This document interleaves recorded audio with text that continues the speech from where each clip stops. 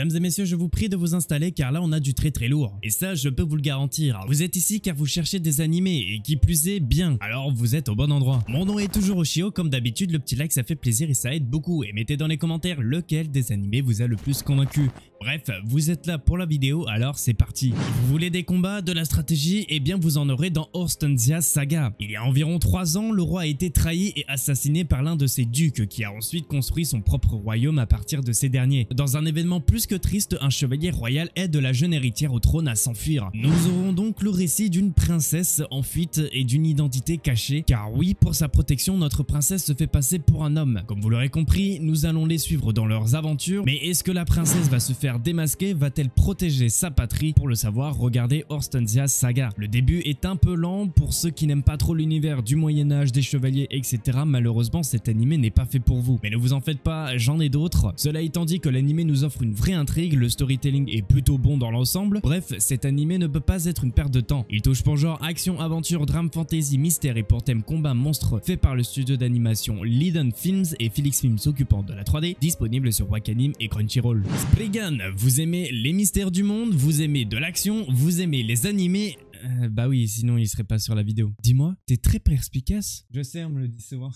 Il y a de nombreuses années, une ancienne civilisation connue pour ses artefacts et machines avancées régnait autrefois sur la Terre. Cependant, elle a été détruite pour avoir mal utilisé ses créations. Mais avant leur destruction, cette civilisation a écrit des messages en hébreu sur des plaques indestructibles pour prévenir les prochaines générations que si elles ne peuvent pas utiliser correctement leurs créations, eh bien, elles devront donc les détruire. Après la fin de la guerre froide, diverses armées telles que les paramilitaires, les armées nationales ou encore les forces armées privées ont commencé à rechercher secrètement les mystérieux artefacts afin de les utiliser contre leurs ennemis. Cette histoire se centre donc sur Yu Ominae, un agent d'élite faisant partie de Arkham, une organisation qui a pour but d'empêcher des personnes mal intentionnées d'utiliser ces machines avancées. Dans cet animé, ce que j'ai adoré, c'est ce côté mystère et combat qui sont tout de même bien stylés, avec une histoire à résoudre, etc.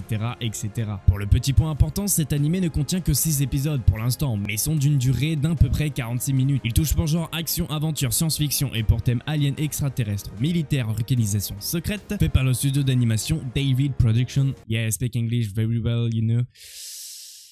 Est disponible sur Netflix. Bon allez, arrêtons de parler de combat, retournons un peu aux bases, enfin pas totalement. J'espère que vous aimez l'horreur car cet animé est fait pour vous si c'est le cas. Nous, dans notre histoire, on va suivre une jeune fille lycéenne qui mène sa vie banale, hein, tout bêtement, oui, c'est vrai. Cependant, un jour, elle arrive à apercevoir des fantômes que seule elle peut les voir. Sa vie de lycéenne classique bascule en véritable cauchemar. En même temps, j'aimerais pas être à sa place. Elle décide donc de prendre sur elle et d'éviter de les croiser du regard, car le problème c'est que si les fantômes s'aperçoivent qu'elle peut les voir, et bah je pense qu'elle meurt. C'est un ennemi très original, ça change de ce qu'on a l'habitude de voir, donc si vous aimez l'horreur et que vous voulez avoir quelques petits frissons, et bien cet animé est fait pour vous. Pour mon avis personnel, j'aime vraiment bien cet animé, malgré que ça me démange qu'on n'en sache pas plus sur le pourquoi du comment, pourquoi elle peut les voir, comment peut-elle s'en débarrasser, etc. etc. Enfin bon, si j'ai encore envie d'en savoir plus, c'est que ça m'a plu. Bref, cet animé touche pour genre, comme vous vous en doutez, horreur, épouvante, comédie, drame, school life, slice of life, surnaturel, et pour thème école fantôme quotidien fait par le studio d'animation Passion ou Passionné, disponible sur Crunchyroll et Wakanim. Ah là là là là.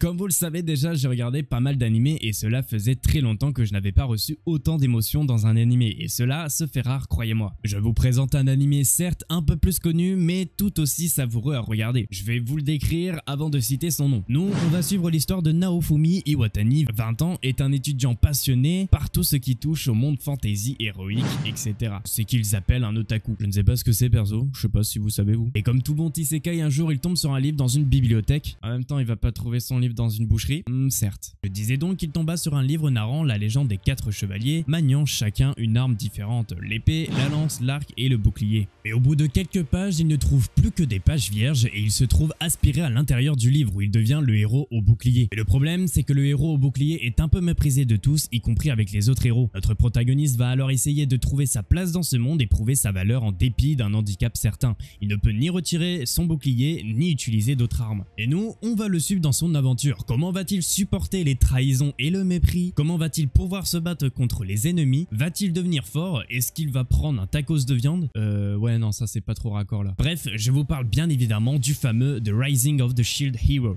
Et comme dit précédemment, cela fait longtemps que je n'avais pas ressenti d'émotion dans un animé, alors si vous ne l'avez toujours pas vu, eh bien allez le regarder, ça ne sera pas une perte de temps. La narration est top, le storytelling ainsi que le world building au top. Je vous aurais même dit qu'il concurrence Overlord sur ce point, mais malheureusement la deuxième saison de ce dernier est un peu moins bien construite je trouve, comparé à Overlord où il contient 3 saisons qui s'ensuit de pur bonheur. Ok, excusez-moi je m'écarte un peu, mais c'était pour avoir un petit point de comparaison. Mais cela ne veut pas dire de ne pas aller voir The Rising of the Shield Hero. Excuse-moi, je me suis un peu emporté. Il touche pour genre action, aventure, drame, fantasy, isekai et pour thème autre monde, magie, monstre, vengeance, fait par le studio d'animation Kinema Citrus, disponible sur Crunchyroll. Et voilà mes petits loups, j'espère que vous avez bien aimé cette vidéo. Si c'est le cas, n'hésitez pas à mettre un like, un abonnement, bref tout ce que vous savez, je vous fais confiance. Bien évidemment, on se retrouve à jeudi prochain. Salut!